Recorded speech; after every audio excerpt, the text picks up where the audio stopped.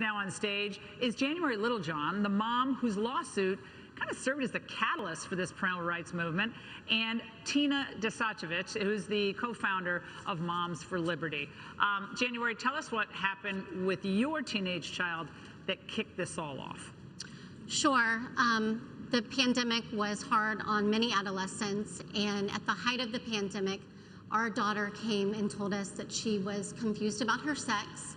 This is becoming more and more common, and this was after 3 of her friends in her in-person peer group at school also had come out as transgender. And so after many weeks of school had just started, my daughter got in the car and said, "Mom, I had a meeting with 3 school officials, and they asked me which restroom I wanted to use."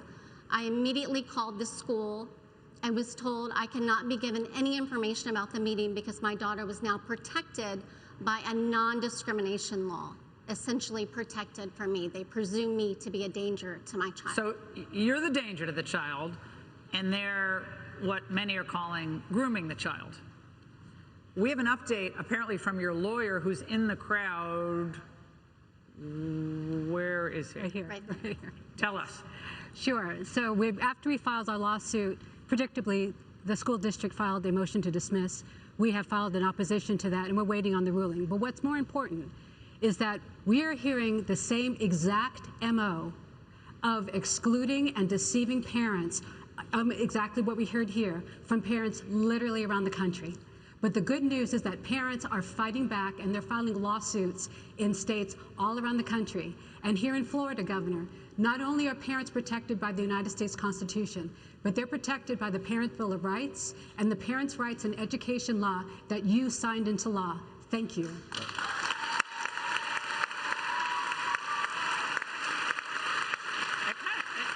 all reminds me of when you go to the pediatrician and then the pediatrician says, "Oh, can you step out of the room?" When you're with your child, and they're like, "Yeah, no, we're not doing that."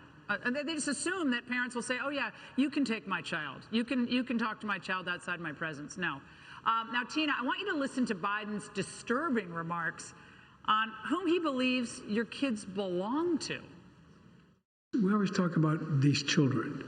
They're not someone else's children. They're our children. They're all our children. They're not somebody else's children. They're like yours when they're in the classroom. Tina. They're not yours when they're in the classroom, apparently. They're the education establishments, AKA the teachers' unions. Your reaction to that, the President of the United States on parental rights. Laura, it's outrageous. I gave birth to my children. I carried them in my womb. I changed their diapers. I nursed them. They are my children. Every mother knows that it's their children.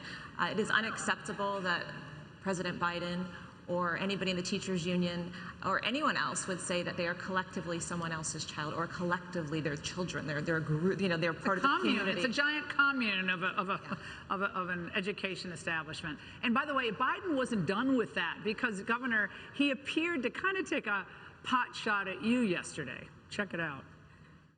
Today, there are too many politicians trying to score political points, trying to ban books, even math books. Do you ever think when you'd be teaching, you'd be worrying about book burnings and banning books? All because it doesn't fit somebody's political agenda. We got to stop making the target of the culture wars. Governor, they loved the culture wars when they were kicking God out of the classroom, but suddenly they're upset because I guess you didn't want political indoctrination in something as simple as a math textbook.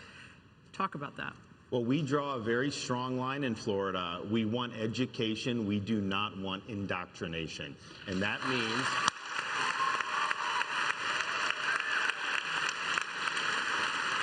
and the reason why we believe that is because the parents have a fundamental role in the upbringing and the education and well-being of their kids. And I think Biden and his folks believe you send them to school, butt out, and the school's job is to indoctrinate what they think your kid should learn or what your kid should believe. And so this is a huge debate in our country. It's sad that it is. Why would you not want parents involved? But they don't want parents involved because they know that will represent an obstacle to them indoctrinating them the way they want to do that. Well, January, what you hear from the so-called mainstream media is that this is an attack on children, on children who identify differently, and that this is a mean-spirited piece of legislation, whether it's the parental rights bill or any of the textbooks, and they try to turn it against, I think, moms and dads of all political persuasions who just reading, writing, and arithmetic, some history would be nice, that's fair,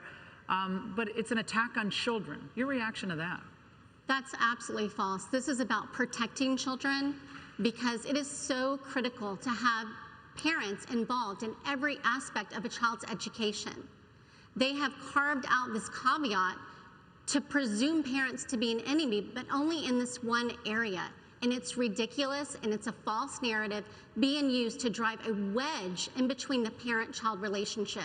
This is fundamentally about protecting children and making sure parents are not cut out of critical decisions being made at schools without them knowing. Well, I know, Governor, you did the bill about, K or pre-K through 3.